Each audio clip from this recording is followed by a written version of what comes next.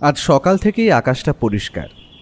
আমি ঘুম থেকে উঠে চায়ের পেয়ালাটায় একটা চুমুক দেব, এমন সময় সত্যবতী এসে বলল, কি গো ঠাকুরপো, অনেক দিন তো হলো, তোমাদের কাছে তো সেই মতো একটা ভালো কেসও এলো না দেখছি।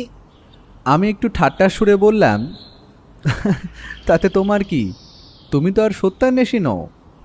আর বোমকেশের আগের কেসটায় সরকারের ওপর মহল দিয়ে যা টাকা পেয়েছিল তা দিয়ে ওর শুয়ে বসে চলে যাচ্ছে। বোমকেশ একটু বারান্দায় দাঁড়িয়ে সিগারেট টানছিল আর বাইরে রাস্তার দিকে চেয়েছিল। আমি জানি ওর এখন সুখের দিন চলছে, কিন্তু কখন যে কেস এসে হাজির হবে তার ঠিক নেই। আমাদের কথা বোধ করি শুনতে পেয়েছিল, তাই ভেতরে এসে বলল, আমার কেস নেই তাতে আমার কোনো ভ্রুক্ষেপ নেই। উনি কোথা থেকে এলো হাউতাস করার জন্য? এটা কি বলে জানো? সত্যবতী একটু ওর নিচের চুলের দিকটা পাক খাইয়ে সগর্বের সাথে বলল, কি বলে শুনি? এটাই হলো যার বিয়ে তার হুঁশ নেই, ওদিকে পাড়া পড়শির ঘুম নেই। তোমরা আর কি বুঝবে, আমি তোমাদের আগের কেসগুলোর কথা সব লিখে রেখেছি। আর কদিন পর থেকে তো ঠিক করেছি আমি গোয়েন্দা গল্প লেখাও শুরু করব। আর যখন মানুষ আমার গল্পগুলো পড়া শুরু করবে, আমার বইগুলো তখন দেখবে বাংলার লোকেদের হাতে হাতে ঘুরছে। আমি এমনিতেই চা খাচ্ছিলাম, বৌঠানের লেখক হওয়ার কথাটা শুনে একটা ছোটোখাটো বিষম খেলাম। কাশিটা একটু সামলে নিয়ে বললাম, এটাই বাকি ছিল। ভালো তো, আমি তোমার লেখার সময় সাহায্য করে দেব বরং। বোমকেশও দেখলাম আমার কথাটা শুনে হেসে বলল, ঠিক আছে, মেনে নিলাম কিছু কিছু কেসে নেওয়া যেতেই পারে তোমাকে, তবে তার বদলে ভালো কিছু রান্না করে খাওয়াতে হবে আমাদের। কি কি ঠিক বললাম তো ভাইয়া? আমি একটু মাথা নাড়িয়ে বললাম, একটু সামনের রবিবার কচি পাঁঠার মাংস হলে কেমন হয় বলো তো? আর বৌঠানের থেকে তো ওটা ভালো আশা করি এ বাড়িতে কেউ রান্না করে না। বৌঠান বলে উঠল, ওই পারবে, সারাদিন পড়ে পড়ে থাকবে আর এটা খাবো ওটা খাবো বলে হুকুম দেবে, তাই তো? রাগ করে না, 10টা না 5টা না, একটাই তো স্ত্রী বলো। আর বললাম তো, এরপর একটা ভালো কেস এলেই তোমাকে নিয়ে যাব। এখনই যদি কেস আসে এখনই নিয়ে যাব, প্রমিস। আসলে স্বামী স্ত্রীর মধ্যে এইসব ঝগড়া লেগেই থাকে, ওগুলো দেখতে বেশ ভালোই লাগে। আবার আমি তো বেশ উপভোগ করি, আমার সাথেও লাগে মাঝে মাঝে। কিন্তু কথা চলার মাঝেই হঠাৎ করে আমাদের চমকে দিয়ে টেলিফোনটা বেজে উঠল। তাড়াতাড়ি ও এগিয়ে গেল ফোনটার দিকে, তারপর তুলে নিয়ে বলল, হ্যালো, অনির্বাণ বলছি। ও মিস্টার সোম, বলুন বলুন, শরীর ঠিক আছে তো? কি খুনের চেষ্টা? তাও আপনাকে?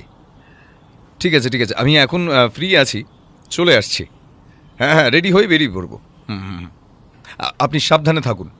গম্ভীর মুখে ফোনের রিসিভারটা নামিয়ে রেখে বলল, কলকাতার হাইকোর্টের প্রাক্তন প্রধান বিচারপতি নিরঞ্জন সোমকে একটা লোক বাড়িতে এসে খুন করার চেষ্টা করেছে। আমায় এক্ষুনি বেরোতে হবে, তৈরি হয়ে নাও, কুইক। বৌঠান ওর দিকে তাকিয়ে কিছু একটা বলতে যাচ্ছিল, তার আগেই বোমকেশ বলল, চলো, কাকা আমার পরিচিত, কোনো অসুবিধা হবে না আশা করি। তবে আজ যাচ্ছ চলো, গল্পের প্লট পেয়ে যাবে, কিন্তু এদিক ওদিক কিন্তু নিয়ে যেতে পারবো না, ওটা তোমাকে কাছে পরে শুনে নিতে হবে। আমি জানি ও বৌঠানের সাথে যতই ঝামেলা করুক ভালোবাসে ও খুবই। বৌঠান হাসি মুখে বলল, দাঁড়াও, আমি তৈরি হয়ে আসি। আমি আর বোমকেশ 2 মিনিটে তৈরি হয়ে নিলাম। তাড়াতাড়ি আমাদের ট্যাক্সি ড্রাইভারকে কল করে দেওয়া হলো। বৌঠান রেডি হওয়ার আগেই সাথে সাথেই বাইরে মোটর গাড়ির শব্দ শুনতে পেলাম, আর সেটা আমাদের বাড়ির নিচেই থামলো বলে মনে হলো। আমরা 3 জনে তাড়াতাড়ি গাড়িতে উঠে ঠিকানা বলে দিতেই গাড়ি স্টার্ট দিয়ে দিল। বৌঠান দেখলাম ওর হাতে একটা ছোট নোটবুক আর একটা নতুন ফাউন্টেন পেন সাথে নিয়েছে। আমি যেতে যেতেই ওকে বললাম, আচ্ছা উনি সেই মিস্টার সোম তাই না? বোমকেশ বলল, হ্যাঁ, প্রাক্তন কলকাতা হাইকোর্টের প্রধান বিচারপতি।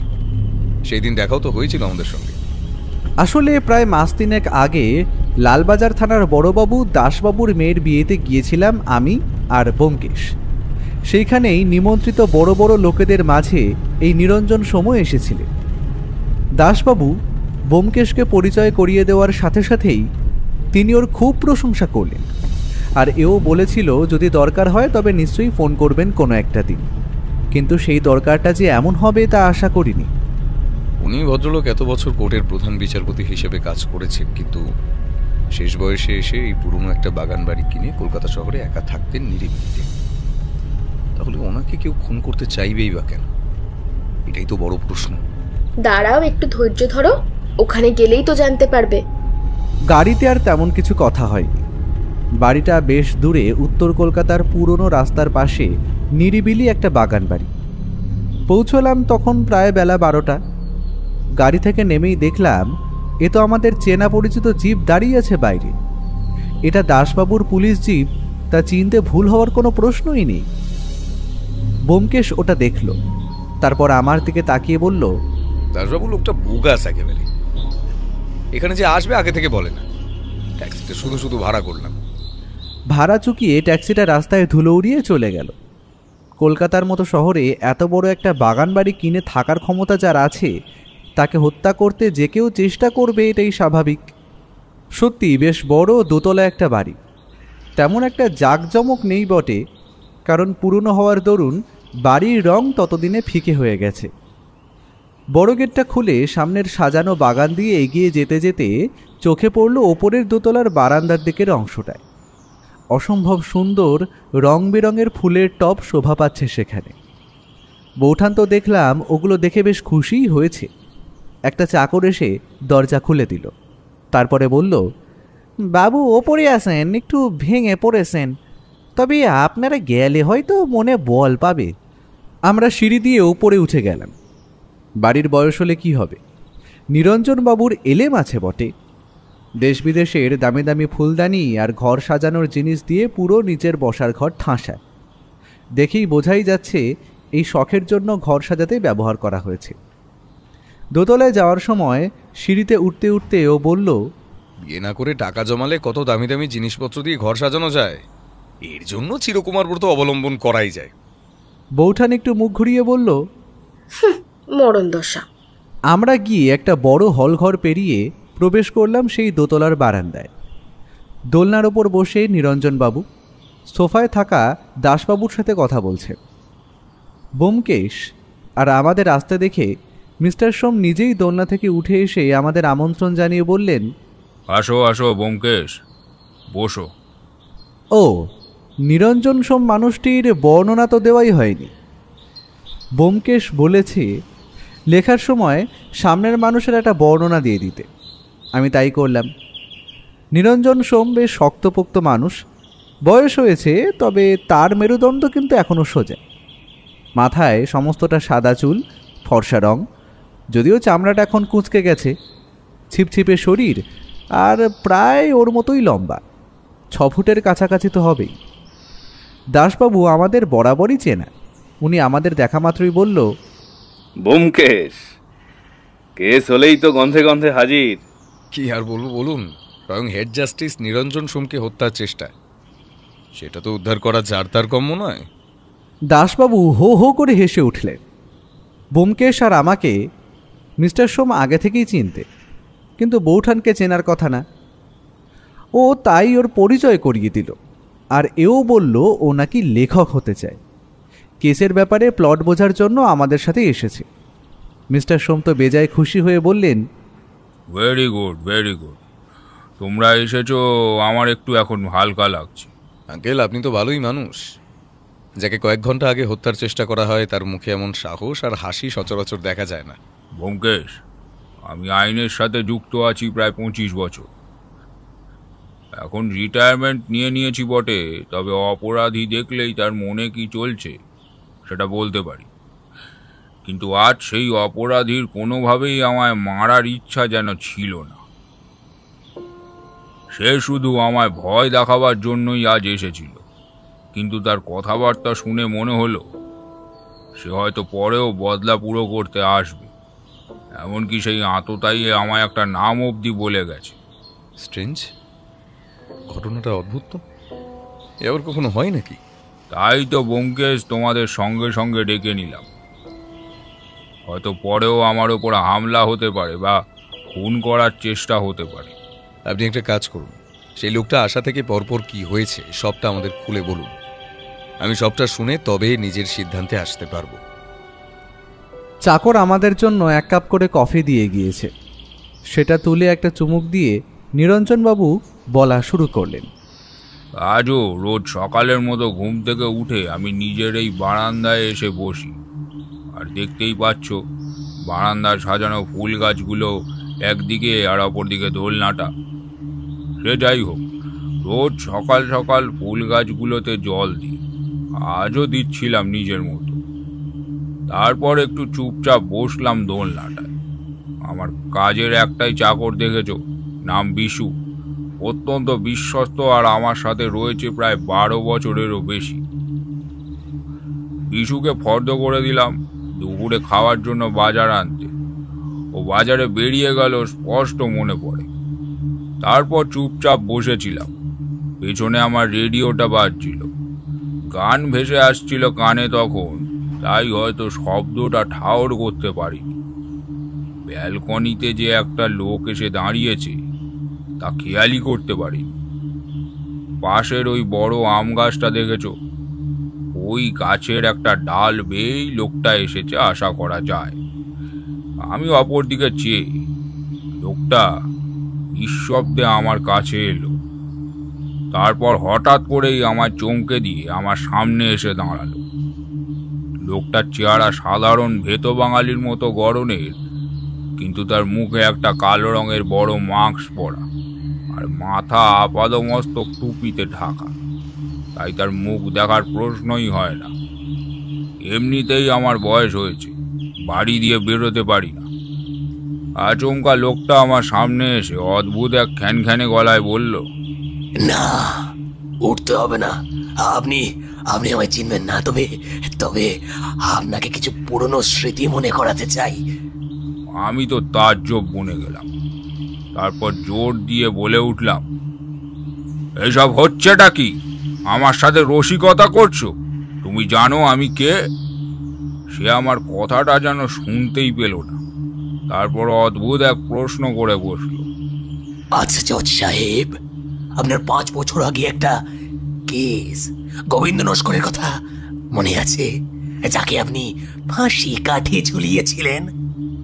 জীবনে এত কেস দেখেছি, তাই মনে না থাকারই কথা, কিন্তু এইটা মনে ছিল। একটা গো বেচারা জাতীয় মানুষ, কিন্তু সে নাকি ছোড়া মেরে খুন করেছে একটা লোককে। প্রথমে দয়া হলেও পরে লোকটার অপরাধের কথা ভেবে ফাঁসির রায় দিয়েছিলাম। আমি তৎক্ষণাৎ লোকটাকে বললাম, তুমি ওই লোকটার ফাঁসির বদলা নিতে এসেছো নাকি? তবে জেনে রাখো, যার যেটা সাজা আমি তাকে ততটাই সাজা দিই, আর তাও আইনিভাবে। তাতে আমার কিছু এসে যায় না। লোকটা হঠাৎ আমার চমকে দিয়ে পকেট থেকে বার করে আনলো একটা ধারালো ছুরি। তারপর সেটা আমার গলার কাছে এনে আবার সেটা নিজের হাতে নিয়ে নিল। তারপর বলল, জজ সাহেব, আপনি একটা ভুল করে ফেলেছিলেন সেই রায় দেওয়ায়। কারণ সেই খুন সে করেনি, তাকে ফাঁসানো হয়েছিল। আমি বললাম, তাতে তোমার কি? আর আইন তদন্ত করেই তাকে কাঠগড়ায় তুলেছিল, তাহলে আমার কি দোষ? লোকটা একটু হেসে জবাব দিল, আমার কি? কারণ ওই খুনটা ও করেনি, করেছিলাম আমি। আর সেটা চাপা দিয়েছিলাম, বুঝলেন? হ্যাঁ, তবে আপনি বয়স্ক মানুষ, মিথ্যে কথা বলবো না। সেই খুনের বোঝা এত বছর পর আমার মাথায় চড়ে বসেছে যেন। রোজ রাতে ঘুম আসে না আমার, রোজ একটা অপরাধ বোধ কুড়ে কুড়ে খায় আমায়। হ্যাঁ, কিন্তু একদিন হঠাৎ মনে হলো, আপনি তো জজ ছিলেন। হ্যাঁ, তাহলে দোষ তো আপনার, কারণ লোকটাকে ফাঁসিতে তো আপনি ঝুলিয়েছিলেন, তাই না জজ সাহেব? আমি তাকে বললাম, তুমি যদি আমায় মারতে চাও মারতে পারো। ভুল হয়েছে যখন আমি স্বীকার করে নিলাম, নাও মারো আমায়। লোকটা অদ্ভুত হেসে ছোড়াটা তার পকেটে আবার চালান করে দিয়ে বলল, না, আপনাকে মারার সময় এখনো আসেনি, বুঝলেন? কারণ আমার উত্তর এখনো আমি পাইনি। কে দোষী, আপনি না আমি, সে উত্তর আমি এখনো পাইনি। তার উত্তর পেলে হয়তো আপনাকে এসে মেরে যাব। এই বলে লোকটা উঠে একটা টেপ বের করে আমার মুখে চিপকে দিল, আর কালো একটা কাপড় বেঁধে দিল আমার চোখে, আর সাথে হাতও বেঁধে দিল। আমার শরীরের যা অবস্থা, আমি জানি ওর সাথে গায়ের জোরে পেরে উঠব না। আর যার পকেটে ধারালো ছোড়া, তাতে আবার মাথায় সামান্য ছিটগ্রস্ত, কোনো জোর জবরদস্তি করিনি। লোকটা যেভাবে এসেছিল চলে গেল ঠিক সেভাবেই। কিছুক্ষণ পর চাকর বিশু এসে আমায় এই অবস্থায় দেখে সব খুলে দেয়। তারপর তোমায় আর দাসবাবুকে কল করি আমি। এই হলো সব ব্যাপার। দাসবাবু সবটা শুনে বললেন, এ তো পাগলের কাজ মনে হচ্ছে। না হলে শুধু শুধু কষ্ট করে একটা লোক আপনার দোষ ধরিয়ে দিতে এলেন কেন? ব্যোমকেশ এতক্ষণ চুপচাপ ছিল, এবার এসে বলল, দাসবাবু, আপনি হয়তো ভুলে যাচ্ছেন লোকটা শেষে বলে গেছে তার ইচ্ছা হলে পরে সে আবার মিস্টার সোমকে খুন করতে আসবে। তাই উনি ঠিকই করেছেন আমাদের খবর দিয়ে। দাসবাবু একটু আমতা আমতা করে বললেন, তাও ঠিক কথা। তাহলে একটা কাজ করুন নিরঞ্জনবাবু, আপনার বাড়িতে আমি একজন পুলিশ মোতায়েন করে দিই, যখন আপনার প্রাণের আশঙ্কা আছে। মিস্টার সোম তাতে একটু হেসে বললেন, শুধু শুধু একটা বয়স্ক লোকের জন্য পুলিশ বসিয়ে কাজ নেই। তার থেকে বরং আপনারা দুজনেই সেই লোকটাকে ধরার ব্যবস্থা করুন। আর বিশু সব সময় আমার সাথেই থাকে, তাই আর চিন্তা করার কোনো কারণ নেই। তাই বরং ভালো, কিন্তু খটকাটা অন্য জায়গায়। আচ্ছা, লোকটার কথা বলার সময় পাগলামির কোনো লক্ষণ শরীরে ফুটে উঠছিল কি? একটু মনে করে বলুন তো। না ব্যোমকেশ, সাধারণ গলার স্বর, কথাগুলো এমনভাবে বলে গেল যেন সবটাই স্বাভাবিক, কিন্তু লোকটার গলা যেন অদ্ভুত রকমের খ্যানখ্যানি, যেন জোর করে গলা পাল্টে কথা বলার চেষ্টা করছে। এ তো হবেই, হয়তো সে পরিচয় গোপন করে রাখতে চাইছে, তাই জন্য তার এমন প্রচেষ্টা। ব্যোমকেশ একটু সোফা ছেড়ে উঠে গিয়ে বারান্দার পাশেই থাকা আম গাছের দিকে এগিয়ে গেল। তারপর ভালো করে দেখে বলল, স্ট্রেঞ্জ, ডাল বেয়ে তো অনায়াসেই কেউ উপরে উঠে আসতে পারে। তারপর এটা ওটা কথা চলল, তেমন বেশি দরকারি কিছু নয়। এর মধ্যে দেখি বৌঠান ঘটনা বলার সময় সবটা ওর ছোট নোটবুকে নোট করে নিয়েছে। সব কথা শেষ করে ব্যোমকেশ এবারে বলল, নিরঞ্জনবাবু, আপনি চিন্তা করবেন না। আর লোকটা হয়তো আপনাকে বিব্রত করার জন্যই ভুল বিচার করার কথাটা বলছে, আমি দেখছি। আর দাসবাবু তো আছেই, আমরা আপনার কোনো ক্ষতি হতে দেব না। তাহলে আজ উঠি। আমরা সবাই নিরঞ্জন বাবুকে নমস্কার জানিয়ে বেরিয়ে এলাম ওনার বাড়ি ছেড়ে। দাসবাবু ওনার কোমরের বেলটা ঠিক করতে করতে বলল, ব্যোমকেশ, বাড়ির দিকে যাবে তো? চলো, আমার জিপে করে ছেড়ে দিচ্ছি, যেতে যেতে কথাও হয়ে যাবে কিছু। আমরা উঠে পড়লাম দাসবাবুর জিপে। রাস্তায় জিপে যেতে যেতে দাসবাবু বললেন, কি মনে হচ্ছে তোমার এই কেসটায়? আমার তো বাবু মাথায় কিচ্ছু আসছে না। আমার তো মনে হয় এ কোনো পাগলের কাজ। হয়তো কোনোদিন অ্যারনে দাঁড়িয়েছিল, আর আমাদের জজ সাহেব তাকে কঠিন শাস্তি দেন, তাই হয়তো এখন এত বছর পর সাজা দিতে ফিরে এসেছে। সব কিছু এত সহজ নয় দাসবাবু। লোকটা যদি প্রতিশোধ নিতে আসতো, নিমেষেই আজ মিস্টার সোমকে খুন করতে পারত, কিন্তু সে তা করেনি। তার জন্যই লোকটাকে আমার একদম শিক্ষিত মাস্টার মাইন্ড মনে হচ্ছে। কি জানি বাপু। গাড়িটা ততক্ষণে আমাদের বাড়ির নিচে গিয়ে দাঁড়ালো। আমরা গাড়ি থেকে নামলাম। ও দাসবাবুর কাছে এগিয়ে গিয়ে বলল, দাসবাবু, একটা কাজ করতে হবে আপনাকে, আর পুলিশের থেকে এ কাজ ভালো কেউ করতে পারবে না আশা করি। আপনি একটা কাজ করুন, ওই পুরনো যে কয়েদি, কি যেন নাম, গোবিন্দ নস্কর, ওর কেসের ফাইলটা একবার খুঁজে দেখুন, আর সব ডিটেলস আমায় জানান। আর লোকটার পরিবারে আর কে কে আছে সব আমার চাই। যত তাড়াতাড়ি হয় ততই ভালো। সেই পুরনো ফাইল খোঁজা, উফ, সেই আবার ধুলো ময়লার স্তূপে হাত দেওয়া, পারি না আর। রিটায়ারমেন্ট নিয়ে নেব আমি। ঠিক আছে, তুমি যখন বলছো খুঁজে দেখবোক্ষণ। ও একটু হাসলো। গাড়িটা রাস্তার ধুলো উড়িয়ে বেরিয়ে গেল। সেই দিন বাড়ি ফিরে স্নান খাওয়া করে বসলাম। ও ওর ঘরে গেল, বলল কেসটা নিয়ে একটু ভাববে। আমি জানি এখন ওকে বিরক্ত করে লাভ নেই, তাই নিজের মতো চুপচাপ বসার ঘরে একটা বই খুলে পড়ছিলাম। এমন সময় ঘরের টেলিফোনটা বেজে উঠল। আমি দৌড়ে গিয়ে ফোনটা কানে দিয়ে বললাম, হ্যালো। কিছুক্ষণ সব চুপচাপ। তারপর হঠাৎ করেই নিস্তব্ধতা ভেঙে ফোনের ওপারে একটা মহিলা কণ্ঠ শোনা গেল। ব্যোমকেশ বাবু, এত কৌতূহল কিন্তু ভালো নয়। যে যা দোষ করেছে তার থেকে কারো রেহাই নেই। সাজা তাকে পেতেই হবে, সে জজ হোক বা অন্য কেউ। আর সব ব্যাপারে নাক গলানো বন্ধ করুন, তাতে আপনারই মঙ্গল। বলেই মুখের ওপর ফোনটা কেটে দিল। ব্যোমকেশ মনে হয় ফোনের শব্দটা শুনেছিল। আমি ওই রকম দাঁড়িয়ে আছি দেখে বা আমার চুপসে যাওয়া মুখের দিকে তাকিয়ে সঙ্গে সঙ্গে ফোনটা কেড়ে নিল। তারপর কানের কাছে দিয়ে রিসিভারটা নামিয়ে রাখল। সোফার উপর বসে বলল, গলাটা কেমন ছিল? একটা মহিলার গলা। হুমকি দিল কিনা বলতে পারবো না, তবে সাবধান হতে বলে দিল। আর কিছু বলল না, একটা সিগারেট জ্বালিয়ে ঘরের দিকে চলে গেল। ওর মুখ দেখে বোঝার উপায় নেই ওর মাথার ভিতর তখন কি চলছে। সারাদিন তেমন একটা কিছু ঘটেনি, কিন্তু রাতের বেলা হঠাৎ করেই দাসবাবু ফোন করেছিলেন। ফোন স্পিকারেই ছিল। তিনি বললেন, হ্যালো ব্যোমকেশ, তুমি যে ওই গোবিন্দ নস্করের খোঁজ নিতে বলেছিলে, বহু কষ্টে খুঁজে পেলাম ওই ফাইলটা। এই লোকটা নাকি একটু মাথায় চিরগ্রস্ত ছিল, আর মানসিক দিকও ঠিক ছিল না।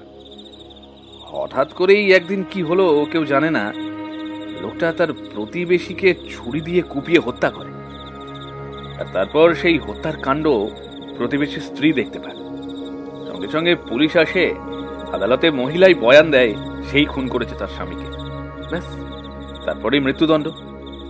আর তার বিচার করেছিলেন আমাদের নিরঞ্জন বাবু। এই হলো পুরো ঘটনাটা।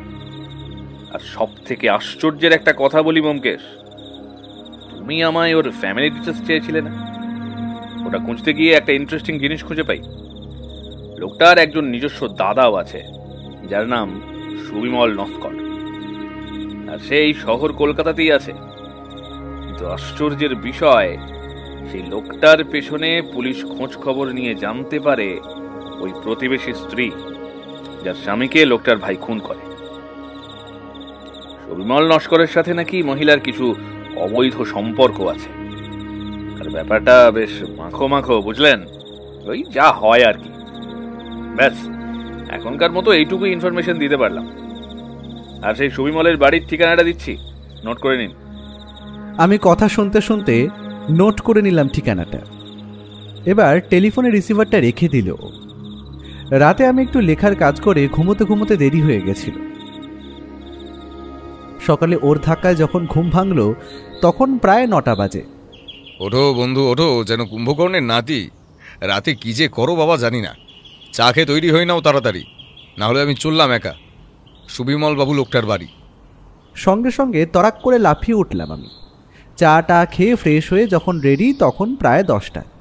আমি আরও তাড়াতাড়ি তৈরি হয়ে নিলাম। আজ হলো আবার রবিবার, তাই ছুটির দিন গেলে লোকটাকে আজকে বাড়িতে পাওয়া যাবে আশা করি। ট্যাক্সি নিয়ে যখন বেরোলাম হালকা রোদ্দুর উঠেছে আকাশে। কলকাতার রাস্তা, আজ রবিবার বলে ভিড় আর জ্যাম অনেক কম, তাই খুব তাড়াতাড়ি পৌঁছে গেলাম গন্তব্যে। বেশ বড় ধরনের আধুনিক দোতলা বাড়িটা। বাইরে বেল দিতেই দরজাটা খুলে দিল একটা চাকর। কাকে যাই বাবু? আমরা সুবিমল বাবুর সঙ্গে কিছু কথা বলতে এসেছি। ওনাকে বলুন মিস্টার বক্সি এসেছেন। আমাদের ওপরে গিয়ে বসতে বলে দরজা বন্ধ করে দিলেন তিনি। আমরা সিঁড়ি বেয়ে ওপরে উঠে গেলাম বড় ধরনের একটা প্যাসেজ হয়ে বসবার ঘরে। ঘরটা বেশ দামি জিনিসপত্র দিয়ে সাজানো। কিছুক্ষণের মধ্যে চাকরটা 2 কাপ চা এনে আমাদের সামনে রেখে বললেন, বাবু, স্টাডি রুমে আছেন উনি, চাটা খান, আমি গিয়ে খবর দিচ্ছি যে আপনারা আইছেন। তারপর ও একটা পড়ার বই আর আলমারিটার দিকে এগিয়ে গিয়ে কিছু একটা দেখছিল। যেটাকে খুঁটিয়ে দেখছিল সেটা নিচের কাঁচে ঘেরা তাকের ওপর রাখা একটা ফাইল। ও ওইখানেই দাঁড়িয়ে দেখছিল ভেতরটা। এমন সময় ঘরে প্রবেশ করল মিস্টার সুবিমল নস্কর। ওকে দেখে ও বলল, একই আপনারা হঠাৎ বলেনি কমনেই আমার বাড়িতে কি করছেন? ও এবার ওর প্রাইভেট ইনভেস্টিগেটর কার্ডটা এগিয়ে দিতেই লোকটার মুখটা দেখলাম শুকিয়ে গেল। ও আমার পরিচয় করিয়ে দিয়ে বলল, সুবিমল বাবু, আপনার কাছে আমাদের কিছু প্রশ্নের উত্তর জানার আছে, তাই যদি একটু সময় দিতেন খুবই ভালো হতো। আর এটা পুরোটাই আপনার ভাইয়ের সম্বন্ধে। ভাইয়ের কথা শোনা মাত্র দেখলাম লোকটা তেলে বেগুনে জ্বলে উঠল। ভাই, আমার কোনো ভাই নেই। যে একটা খুনি সে আমার ভাই হতেই পারে না। আপনারা তো পুলিশের লোক নন, তবে আপনাকে আমার এইসব প্রশ্নের উত্তর দেওয়ার কোনো প্রয়োজন বোধ করি না। লোকটার দেখলাম মেজাজ সব সময় তুঙ্গে থাকে, ছোটোখাটো রোগা শরীর আর মাথায় ব্যাগ ব্রাশ করে আঁচড়ানো চুল। একদম ভেতো বাঙালির মতো চেহারায় যে এত রাগ থাকে তা কি করে জানি না। ও আর বসলো না, কারণ সামনের মানুষটির যদি ইচ্ছে না থাকে তার দিয়ে কিছু বেরোবে না। খালি নমস্কার জানিয়ে বলল, শুনুন সুবিমলবাবু, আপনি আমায় বললেন না ঠিক আছে, তবে পুলিশ নিজের উত্তর কিভাবে বার করে নিতে হয় সবটাই জানে। ঠিক আছে, উঠি আজ। আপনার অনেকটা সময় নষ্ট করে দিলাম। লোকটা দেখলাম হন হন করে পাশের ঘরে চলে গেল। আমরা ওর বাড়ি থেকে বেরিয়ে পড়লাম। রাস্তায় নেমে আমি ওকে প্রশ্ন করলাম, তুমি ছেড়ে দিলে যে? ওনার কথা শুনে তো মনে হলো কোনো জ্বলন্ত আগ্নেয়গিরির থেকে কম কিছু নয়। আমার কথায় যেন কোনো ভ্রুক্ষেপই করলো না, শুধু বলল, চলো, কাছেই ডক্টর মজুমদারের কেবিন। কলকাতার নাম করা মানসিক রোগের চিকিৎসা করা একজন ডাক্তার। ওনার দর্শনটা একটিবার করে আসি, বুঝলে? ওর মুখে একটা হাসি লেগে রয়েছে, তার মানেও কিছু একটা সূত্র খুঁজে পেয়েছে, আর সেই সূত্র ধরে হাঁটলে এই কেসের কিনারা সে করতে পারবে। আমি বললাম, তা এখন এই ডাক্তারের ক্লিনিক কি খোলা থাকবে? আজ তো রবিবার। একটু হেসেও বলল, চলো না, গিয়ে দেখাই যাক। আমি আর ও হেঁটেই পৌঁছে গেলাম সেই ক্লিনিকে। 4 তলার একটা কেবিনে বসেন ডক্টর মজুমদার, আর ক্লিনিকে গোটা চারেক রোগীও ছিল। দুপুরবেলা বলে হয়তো রোগীর ভিড় একটু কম। রোগীর ভিড় হালকা হয়ে যাওয়ায় আমরা ভেতরে প্রবেশ করলাম। হাত জোর করে প্রণাম জানিয়ে ও বলল, ভেতরে আসতে পারি? ডাক্তারবাবু বোধ করি সব রুগী শেষ করে মনে করে সব কিছু গুছিয়ে রাখছিলেন, সেই রকমভাবেই বলে উঠলেন, ইয়েস, কাম ইন। আপনাদের অ্যাপয়েন্টমেন্ট ছিল বলে তো মনে হচ্ছে না। বসুন বসুন। সামনের দুটো সিট দেখিয়ে দেওয়ায় আমরা সেইখানেই বসলাম। ওর কার্ডটা এগিয়ে দিতেই উনি বললেন, ও মাই গড, আপনিই তো সেই সুনামধন্য গোয়েন্দা।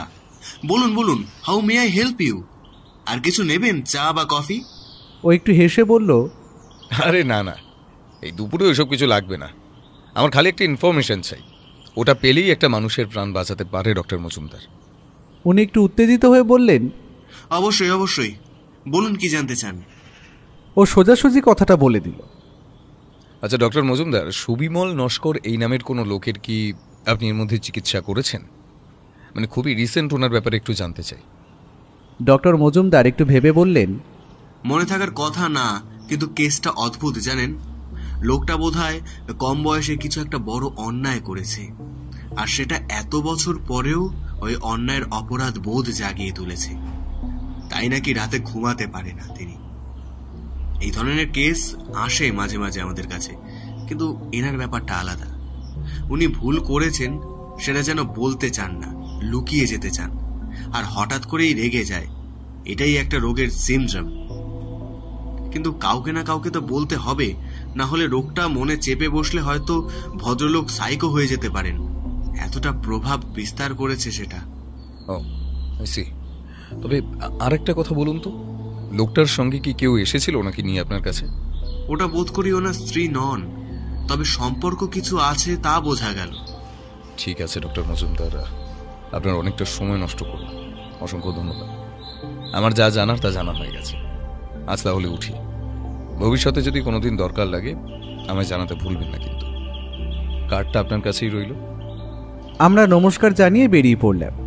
রাস্তায় যেতে যেতে আমি বললাম, আচ্ছা তুমি ডক্টর মজুমদারের কাছে আসার ব্যাপারটা বুঝতে পারলে কিভাবে? বুঝলে না, খুব সহজ। আলমারিটার কাছে ডক্টর মজুমদারের একটা ভিজিটিং কার্ড চোখে পড়ল, আর লোকটার কথা বলার যা ধরন আর রেগে যাওয়া দেখেই বোঝা যায় এর মানসিক কোনো রোগ আছে। তবে এই নিরঞ্জন বাবুকে হত্যা করার চেষ্টা করেছে তার কোনো প্রমাণ এখনো আমার হাতে আসেনি। আর প্রতিবেশী মহিলার সাথে সম্পর্ক, ওটাও কিন্তু সাধারণ ব্যাপার নয়। কথা বলতে বলতে আমরা 4 মাথার মোড়ে পৌঁছে গেলাম। এদিকটা বরাবরই ভিড় থাকে। আমরা রাস্তাটা ধরে এগোচ্ছি, ভিড়ের মধ্যে একটা লোকের সাথে আমার ধাক্কা লাগলো। তখন বুঝিনি, বাড়ি পৌঁছে পকেটের মধ্যে কিছু একটা ঠেকতেই হাত ঢুকিয়ে দেখলাম একটা কাগজ সেখানে রয়েছে। সেটাই খুদে খুদে অক্ষরে লেখা, পারফেক্ট মার্ডার, সেটা নয় যেখানে খুনি ধরা পড়ে না, বরং পারফেক্ট মার্ডার সেটাই যেখানে একটি নিরপরাধ লোক ধরা পড়ে। এটা পাওয়া মাত্র আমি ওর কাছে ছুটে গেলাম। ওর মুখে একটা কাগজটা দেখে একটা হাসি খেলে গেল। ও শুধু একটা কথাই বলল, সাইকো কিলার। পরের দিন সকালে আমি একটু ওর ঘরে গিয়ে দেখি ও চুপচাপ খাটের ওপর শুয়ে পা নাড়তে নাড়তে কিছু একটা ভাবছে। পাশেই একটা খাতা পড়ে আর সেই কাগজটা। আমি পাশে গিয়ে বসলাম আর বললাম, কিছু কি বুঝতে পারলে? ও উঠে বসে একটা সিগারেট জ্বালিয়ে একটা বড়সড় টান দিল, তারপর ধোয়া ছেড়ে বলল, বেশিরভাগ প্রশ্নের উত্তর পাওয়া গেছে, কিন্তু আমি এটা বুঝতে পারলাম না এতে মিস্টার সোমকে খুন করার মোটিভটা কোথায়। আর যেমন ধরো ওই যে মহিলার সঙ্গে সম্পর্ক আছে লোকটার, সেটা তো জানা গেল, কিন্তু কেন তিনি ওনার সঙ্গে সম্পর্কে জড়াবেন? কেন? একজন পতিহারা মহিলা যে বিধবা থাকবে এটা কোন আইনে লেখা আছে যে সে আবার সম্পর্কে জড়াবে না? নিজেই নিজের বলা কথাটা শুনে আমি উত্তেজিত হয়ে উঠলাম। আমার মাথায় তখন একটা সম্ভাবনা উকি দিচ্ছে। আমি বললাম, এটা তো জলের মতো পরিষ্কার। খুনটা সুবিমলবাবু নিজেই করেছেন, আর হয়তো তার প্রতিবেশী মহিলার সাথে তার সম্পর্ক আগে থেকেই ছিল, তাই জন্য তারা জোট বেঁধে খুন করে লোকটাকে। আর আমরা শুনেছি গোবিন্দ নস্কর লোকটার তো একটু মাথায় ছিট আগে থেকেই ছিল। খুন করে তাকে ফাঁসিয়ে দেওয়া এটা তো অতি সহজ কাজ। ওর মুখে একটা হাসি খেলে গেল, আমার পিঠে চাপড় মেরে বলল, এতদিনে বলা যায় তুমি আমার সঙ্গে ঘুরে ঘুরে ভালোই কাজ শিখেছো। সবটাই তো হলো, আর এটা যে সত্য তা প্রমাণ করা কঠিন কাজ নয়। কিন্তু লোকটা মিস্টার সোমকে খুন করবে কেন? কেন, ডক্টর মজুমদার তো বলেই ছিলেন ও বড়সড় মানসিক রোগের শিকার। সেই রোগের বশেই হয়তো। তৎক্ষণাৎ সিগারেটটা জানলা দিয়েও ছুঁড়ে ফেলে দিল, তারপর ছুটে এসে বলল, দাঁড়া, মাথাটা খুলে গেল মনে হচ্ছে। সবটাই ঠিক, গোবিন্দ নস্কর খুন করেনি, আর তাকে ফাঁসিয়েছিল সুবিমল বাবু আর সেই মহিলা মিলে। আর এটা তোমার কালকের পাওয়া কাগজ দেখে স্পষ্ট বোঝা যাচ্ছে। কিন্তু একটা প্রশ্নের উত্তর আমি খুঁজছিলাম, সেটা হলো কাগজে পাওয়া 26 লেখা নাম্বারটির কথা। এতক্ষণ ভাবছিলাম ওই লেখাটা কোনো বই দিয়ে নেওয়া, আর সেটা তার কোড নাম্বার, কিন্তু না। আজকে তারিখটা কত বন্ধু? আমি তৎক্ষণাৎ বললাম, আজ তো 26। তার মানে পরে বুঝতে পারবে। একটা বড় কিছু ঘটতে চলেছে। তাড়াতাড়ি যা পড়ে আছো ওটা পড়েই বেরিয়ে পড়ো। রাস্তায় যেতে যেতে থানায় দাসবাবুকে তুলে নেওয়া যাবে। আমরা পৌঁছতে দেরি হলে একটা অঘটন ঘটে যেতে পারে। ওঠো ওঠো। তৎক্ষণাৎ পায়জামাটা চুরিয়ে নিল। আমিও তৈরিই ছিলাম। তাড়াতাড়ি করে রাস্তায় নেমে একটা ট্যাক্সি নিলাম। ও ঠিকানাটা বলে দিয়ে বলল, যত তাড়াতাড়ি পারবে চালাও, থানা চলো, তারপর এই ঠিকানায়, কুইক। ওর কথা শুনে হয়তো ড্রাইভারটাও রহস্যের গন্ধ পেয়েছে। রাস্তায় গাড়ি ছুটিয়ে দিল সে। সময় মতো তাড়াতাড়ি করে দাসবাবুকে তুলে নেওয়া হলো। দাসবাবু ওর কয়েকজন পুলিশকে জিপ নিয়ে আমাদের পেছনে আসতে বলে দিল। আমার মাথায় ঢুকছে না হচ্ছেটা কি। এখন এটা যেন যা ঘটছে সবটাই রঙ্গমঞ্চ, আর ও তার হিরো, সবটাই সে জানে। দাসবাবু শুধু বললেন, ব্যোমকেশ, এত তাড়াতাড়ি কেন বুঝতে পারলাম না? আজকে কিছু হতে চলেছে। মিস্টার সোমের কি প্রাণের ভয় আছে? ও মাথা নাড়িয়ে উঁচু গলায় বলল, সুবিমল নস্কর লোকটা পুরো সাইকো, আর সে মিস্টার সোমকে খুন করতে যায়নি আজ, কারণ ওর মানসিক রোগটা এমন, ওর অপরাধবোধ ওকে গিলে খাচ্ছে। তাই ভাইয়ের উপর দোষ চাপানোর আগেও উনি সেই খুনটা করেছিলেন, আর সেটা তিনি জজ সাহেবের সামনে খুলে বলতে চায়, আর তার প্রায়শ্চিত্ত করতে চায়। আর মিস্টার সোম? না, মিস্টার সোমকেও ও কোনো ক্ষতি করবে না, এটা আমি 100% নিশ্চিত। আমার ভয়টা অন্য জায়গায়। তাড়াতাড়ি চলো ড্রাইভার, না হলে একটা অঘটন ঘটে যাবে। ড্রাইভার ঠিক গাড়ি চালাচ্ছে না প্লেন চালাচ্ছে সেটা আমি জানি না, কিন্তু ওর গাড়ি চালানোর হাত যে কতটা দক্ষ আজ তা বোঝা গেল। ঠিক 8 মিনিটের মধ্যে 20 মিনিটের রাস্তা প্রায় গতি 60-এর নিচে নামতে না দিয়ে সে আমাদের পৌঁছে দিয়েছে। গাড়ির দরজা খুলে নামতে যাব, জজ সাহেবের বাড়ির বারান্দা থেকে পরপর 2টো বন্দুকগুলির শব্দ হলো। ও যতটা জোরে হয় দৌড়ে গেল সিঁড়ি বেয়ে। আমি আর দাসবাবু ওর পেছন পেছন বসার ঘর পেরিয়ে প্রবেশ করলাম বারান্দায়। কিন্তু সেইখানে যা দৃশ্য দেখলাম তাতে আমার চোখে বিশ্বাস করতে পারছিলাম না। আমার হাত পা তখন বরফের মতো শীতল হয়ে এসেছে। ও আমার পাশে থ মেরে দাঁড়িয়ে। আমি আর দাসবাবু ততক্ষণ বারান্দায় এসে হাঁপাচ্ছি। চোখের সামনে যেটা দেখছি সেটা কিছুটা এই রকম। সামনে বৃদ্ধ মিস্টার সোম দোলনাটায় বসে আছেন, ওনার মুখটা ফ্যাকাশে, আর তার ঠিক অপর দিকে রক্তে ভিজে আছে মেঝের সাদা পাথর। সেই রক্তের উৎস লক্ষ্য করলে দেখা যাবে একটা লোক চোখ উল্টে গুলিবিদ্ধ অবস্থায় সেখানে পড়ে আছে, আর গুলিগুলো ঠিক তার মাথায় করা হয়েছে, আর বন্দুকটা তার নিজের হাতে ধরা, অর্থাৎ তিনি নিজে আত্মহত্যা করেছেন। সেই মৃত পড়ে থাকা লোকটা আর কেউ নয়, তিনি স্বয়ং আমাদের মিস্টার সুবিমল লস্কর। ও শুধু দাঁড়িয়ে থাকা অবস্থায় নিচু গলায় বলল, পারফেক্ট মার্ডার সেটা নয় যেখানে খুনি ধরা পড়ে না। He proved that.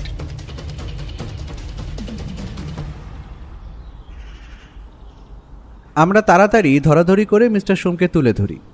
তিনি একটু অপ্রকৃতিস্থ অবস্থায় ছিলেন। নিজের চোখের সামনে কেউ এসে সুইসাইড করলো, তিনি তা ঠিক মেনে নিতে পারেননি, অসুস্থ হয়ে পড়েছেন। শুধু যাওয়ার আগে আমাদের বারান্দায় থাকা ফুল গাছগুলোর দিকে ইশারা করলেন। ওনাকে সঙ্গে সঙ্গে হাসপাতালে নিয়ে যাওয়া হলো। পুলিশ পেছনেই ছিল। পুলিশ নিজেদের কাজ শুরু করে দিয়েছে। ওর মুখে কোনো কথা নেই, ও খালি একটা সিগারেট ধরিয়ে নিল। তারপর বারান্দায় ফুল গাছগুলোর দিকে এগিয়ে গেল। সেখানে গাছের আড়ালে লুকানো ছিল একটা ভিডিও ক্যামেরা, সেটা সমস্ত ঘটনা রেকর্ড করে রেখেছে। আমরা বেরিয়ে এলাম। ও ক্যামেরাটা রেকর্ডিংটা চালালো। সেটা কিছুটা এইরকম, স্পষ্ট সব কিছুই, কারণ আত্মহত্যাকারী নিজে সেটা সেখানে রেখে গেছিল। ভিডিও রেকর্ডিং বলছে সুবিমল বাবু নিজে স্বয়ং নিজের শরীরে প্রবেশ করলেন জজ নিরঞ্জন সোমের বারান্দায়। মুখে কোনো মুখোশ নেই। তাদের মধ্যে কিছু ছোটোখাটো কথা হলো, কিন্তু সব থেকে যে কথাটা দরকারি, সেখানে সুবিমল বাবু উত্তেজিত হয়ে বলছেন, হ্যাঁ হ্যাঁ, আমি আততায়ী। সেই রাতে প্রতিবেশীকে ছুরি দিয়ে কুপিয়ে খুন করেছিলাম আমি, কারণ লিসা আর আমি দুজনকে ভালোবাসতাম। তাই সেই রাতে দুজন প্ল্যান করে খুন করি লোকটাকে, কারণ আমাদের মধ্যে ভালোবাসার বাধা হয়ে দাঁড়াচ্ছিল খালি ওই লোকটাই। কিন্তু খুনের দিন কিভাবে আমার ভাই ওইখানে এসে পড়ে। ভাইটা ছিল একটু মন ভোলার, মানসিকভাবে অসুস্থ, তাই ওর সাথে কোনোদিনই আমার সদ্ভাব ছিল না। কিন্তু ও খুনটা নিজের চোখে দেখে ফেলেছে, তাই সেখানেই আমাদের বিপদ। সবটা সাজানো হলো, লিজা কোর্টের কাঠগড়ায় দাঁড়িয়ে ওকে খুনি বলে দিল, ব্যাস সব শেষ। কিন্তু কিছুদিন ধরে আমার মাথার ভিতরে ও রোজ স্বপ্নে আসতো সেই খুনের।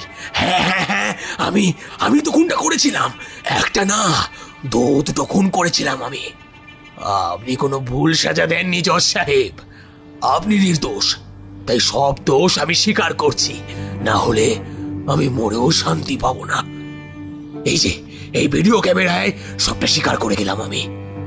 আমায় ধরা বা সাজা দেওয়া কারোর পক্ষে সম্ভব নয়। খালি একটাই কথা, আমি পাগল নই, আমি আমি আমি আমি সাইকো নই।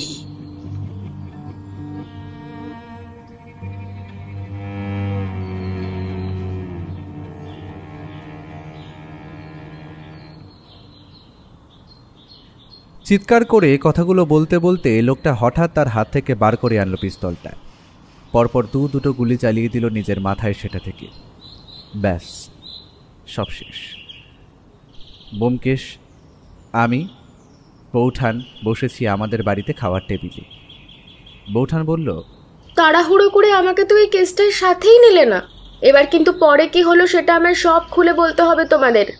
আরে চিন্তা কি, আমি আছি কি করতে, সবটা বলছি, তুমি শোনো। ও শুধুর হাতের সিগারেটটা টান দিয়ে বলল, যদি গল্পটা তুমি লেখো তবে এই গল্পটার নাম দিও সাইকো কিলার।